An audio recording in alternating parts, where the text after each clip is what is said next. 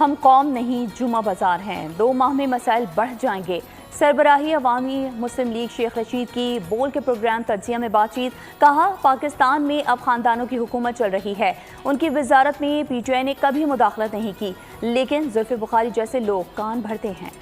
शेख रशीद अहमद साहब अवामी मुस्लिम लीग के सरबरा, उनका इंटरव्यू जो है बड़ा मतलब चौंका देने वाला इंटरव्यू जो है उन्होंने दिया। और उस इंटरव्यू का ज़ाहिर बात है बहुत फीडबैक आ रहा है, सोशल मीडिया के ऊपर भी बहुत बातचीत हो रही है। आखिरी दफ़ा जब शेख साहब ने कोई बाकायदा इंटरव्यू दिया था, शेख रशीद साहब को आप भूले तो नहीं होंगे, जानते होंगे ना। तो शेख रशीद साहब का एक इंटरव्यू आया है, एक इंटरव्यू नहीं बल्कि सेवरल टेलीविज़न चैनल्स को उन्होंने इंटरव्यूज़ दिए हैं। इंटरव्यू में उनकी एब्डक्शन के दौरान उनके साथ क्या कुछ हुआ है, उसके बारे में उन्होंने क्या कहा है।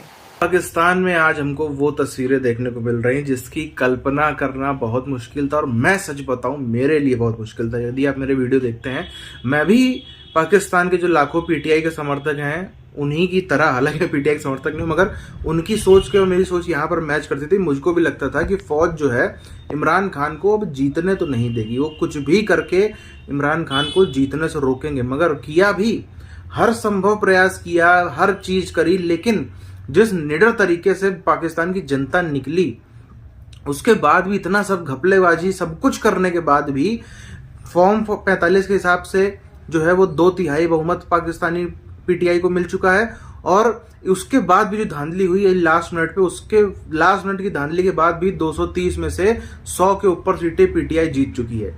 ये वो है, अगर फ्री एंड फेयर इलेक्शन होते तो मुझे डर है कहीं 50-60% वोट अकेले PTI के खाते में न चलाते। ये बहुत बड़ी ताकत होती है, 50% के ऊपर वोट ले आना, वो फिर अजय हो जाती पार्टी। वैसा मतदान भी कहीं ना कहीं PTI के हक में आ सकता था अगर ये फ्री एंड फेयर इलेक्शन हुआ होता तो। जी, हम कौम नहीं है, हम जुमा बाजार हैं।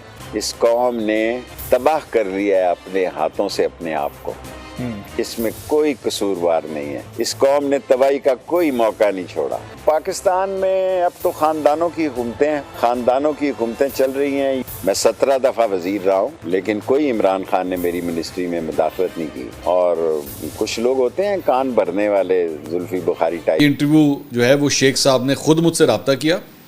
एक्चुअली शेख साहब के बजाय शेख साहब की तरफ से उनकी लॉयर्स की टीम में से एक शख्स ने जो है मुझसे रब्ता किया। नाम वगैरह सारा कुछ मेरे पास है, अगर कोई पूछना चाहे तो वो भी मैं बता सकता हूँ। और ये रब्ता जो है ये हुआ 6 जून को। मैं अब आपको डेट भी बता देता हूँ। 6 जून को मुझसे रब्ता हुआ कि जी शेख साहब जो है वो इंटरव्यू देना चाह रहे हैं और आपको इंटरव्यू देना चाह रहे हैं। मेरा पहला सवाल ये था कि शेख साहब ये इंटरव्यू अपनी मर्ज़ी से दे रहे हैं ना, मतलब कोई ज़ोर ज़बरदस्ती तो नहीं है? उन्होंने कहा नहीं, मैं बिल्कुल अपनी मर्ज़ी से दे रहा हूँ। और मैंने कहा जी, और इंटरव्यू जहाँ पे आप बैठ के दे रहे हैं तो वो कैमरामैन के अलावा कोई और तो नहीं है वहाँ पे? तो उन्होंने कहा नहीं और कोई नहीं है, मैं सिर्फ कैमरामैन के आगे। और उन्होंने मतलब ऑन अ लाइटर नोट जो है वो ये बात कही। ज़रूरी था ये चीज़ें ऑन द रिकॉर्ड लाना, ज़रूरी था। उसके बाद जो है ना वो शेख साहब का जो है वो एक जो पुराना जो था, मैंने उनकी सेहत के बारे में पूछा उनसे। मैं कहा जी अब आपकी सेहत कैसी? उन्होंने कहा वो जो मैंने चिल्ला काटा है ना, उसके बाद मेरी सेहत बहुत ख़राब हो गई। काफ लीग का कहा तो काफ लीग के साथ मिल गए, जब PTI का कहा तो PTI के साथ मिल गए, जहाँ कहा वहाँ पे मिल गए।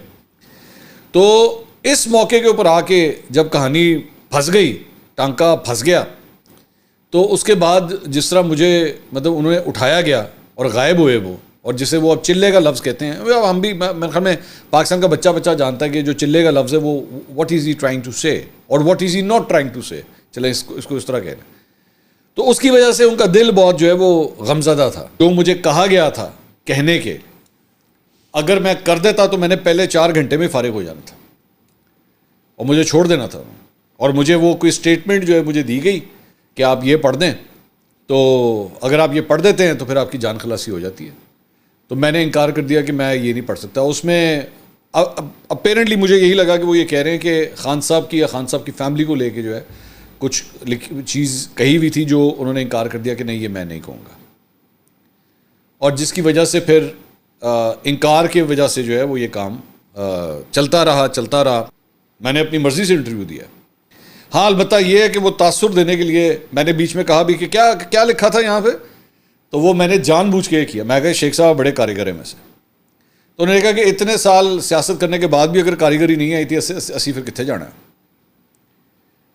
तो ये बातें अगर आपको याद हो ना, ये जब इंटरव्यू एक्चुअली नशर हुआ था तो मैंने उसके बाद जब उस पर एनालिसिस दिए थे तो मैंने उस वक्त ये बात कही थी कि शेख साहब ने ना कमाल कारीगरी दिखाई है। शेख साहब prove to be a very slippery thing to catch, और निकल गए बीच में से शेख साहब। ये कमाल है शेख साहब, ये बहुत कमाल है शेख साहब का। शेख रशीद ने ये इंटरव्यू काफ़ी अरसे के बाद दिया जब उनको उठा लिया गया था, और फिर 40 दिन तक वो गायब रहे थे, और फिर 40 दिन के बाद वो जब सामने आए थे फिर उनका एक इंटरव्यू भी चला था जिसमें उन्होंने कहा था कि उनको कुछ पेपर्स पढ़ने के लिए दिए गए हैं, लेकिन वो ये कहा गया है कि आपने इमरान के ख़िलाफ़ ये बोलना है और आपने उनकी बेगम के ख़िलाफ़ ये बोलना है और ये करना है, तो उन्होंने वो पढ़ने से इनकार कर दिया था। तो उस वजह से हमें उस वक्त नज़र आया था कि उनको थप्पड़ वप्पड़ भी पड़े। ठीक है जी, तो थप्पड़ो थप्पड़ी भी हुआ था मामला, इसके ऊपर हमने प्रोग्राम्स भी किए थे। लेकिन अब उन्होंने टेलीविज़न चैनल्स को इंटरव्यूज़ दिए हैं और उनको 40 दिन के लिए रखा, और उनका कहना ये है कि जहाँ हसन अब्दाल से जहाँ पर उनको लेके गए कोई 2.5 घंटे का सफ़र कम से कम था, तो 2.5 घंटे के सफ़र करके वो कहीं दूर ही कहीं लेकर गए होंगे, तो पता नहीं कहाँ पहाड़ों में एक केव में, उन्होंने उसको केव बोला है, गार बोला है। तो आगे से एंकर ने कहा केव, तो उन्होंने कहा कि बहुत ही छोटा सा सेल था, कमरा था, तो उसको उन्होंने केव भी बोला। तो वहाँ पर उन्होंने 40 दिन गुजारे, 39 या 40 डेज़ वहाँ पर गुजारे। अच्छा, अब उन्होंने कहा कि उस दौरान उनकी ये सिचुएशन भी हो गई कि उन्होंने सोचा कि मैं अपने आप को ख़त्म कर लूँ। साथ उन्होंने कहा कि उनको मारा नहीं गया, उनके पर तशद्दुद नहीं किया गया, और अगर उनके पर तशद्दुद नहीं किया गया तो फिर उन्होंने क्यों सोचा कि आज़ादबंद खोल के जो है वो लटक जाया जाए। तो पहली बात तो ये कि उन्हें ये सोचना चाहिए था कि उनकी शलवार में जो आज़ादबंद नाला है वो इतना मजबूत होगा कि उनका वज़न देखें कि वो उससे लटक सकें। उसने तो फ़ौरन टूट जाना था अगर उन्होंने लटकना भी था, चोट ही लगनी थी उनको। लेकिन उनका ये देखें, मतलब आप एक कैद तन्हाई में इस तरह रहें और आपको जो है एबडक्ट कर लिया जाए, उठा लिया जाए, तो उस वक्त जो है वो आपके शेख रशीद जैसे, हालांकि याद रखिएगा कि जो शेख रशीद हैं उनका जो है मामला वो उससे पहले कई बार जेल काट चुके हैं। इतना सख्त था, ऐसा क्यों था, ये तो वही बता सकते हैं। लेकिन वो होता है कि जाहिर है वो असल में उन्होंने ये कहा कि जो पहले वो जेल में रहते रहे ना, उन्होंने कहा वहाँ पे तो वो देसी घी खाता रहा हूँ मैं। कहते वहाँ पे जो ये तक बताया कि किले में जब वो कैद थे तो उनको रोज़ाना सुबह एट अ टाइम, यानी एक टाइम रखा हुआ था, उसके ऊपर स्लाइस पर बटर लगा कर मिलता था, मक्खन लगा के दिए जाते थे। फिर उन्होंने कहा उन्होंने एक छोटी मोटी अंगीठी भी रखी हुई थी, तो दाल वाल वो जो भी बनाते थे सालन तड़का लगा के देसी घी का खाते थे। पूरे पाकिस्तान में आज जो है एक नफरत की ज्वाला, एक हिंसा की ज्वाला उसी पाकिस्तानी फौज के खिलाफ भड़क उठी है जिसने 70 सालों में क्या क्या नहीं किया।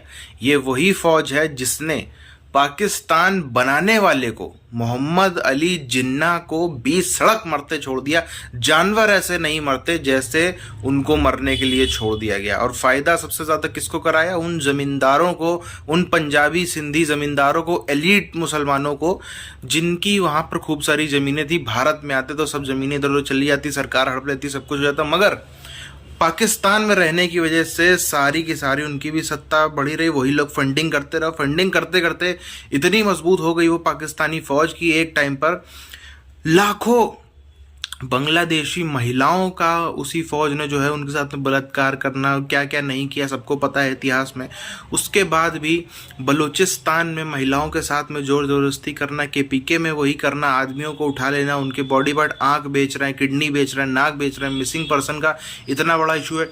ह्यूमन ट्रैफिकिंग में चाहे आदमियों की हो चाहे महिलाओं की हो, पाकिस्तान ने मोटा पैसा छापा है। इनकी लड़कियां इन्होंने दुनिया भर में सप्लाई करी। पाकिस्तानी फौज का मेन धंधा ही यही था, चाइना में सप्लाई कर दो, अमेरिका में कर दो, इधर कर दो, उधर कर दो, यूरोप में कर दो, हर तरफ जो है पाकिस्तान ने ह्यूमन ट्रैफिकिंग कर करके पाकिस्तानी फौज ने मोटा पैसा छापा।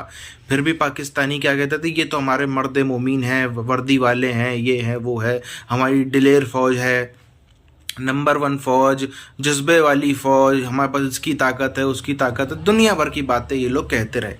लेकिन एक गलती हो गई पाकिस्तानी फौज से। वो गलती थी एक आत्म स्वाभिमानी, किसी की ना सुनने वाले निडर व्यक्ति को कुर्सी पर बिठाना, जिसका अपना इतिहास रहा है, जिसने अपनी जवानी में सारे जो है वो कांड कर रखे हैं, जिसने हर वो चीज़ कर रखी है।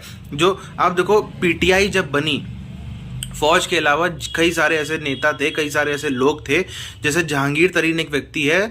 इस व्यक्ति ने बहुत दोनों हाथों से पैसा लुटाया इमरान खान के ऊपर, पाकिस्तानी तहरीक इंसाफ इस पार्टी के ऊपर, पीटीआई के ऊपर। मगर आखिरकार में इमरान खान ने सत्ता में आने के बाद उसी की कमर तोड़ के रख दी, उसी को बर्बाद कंगाल करके रख दिया।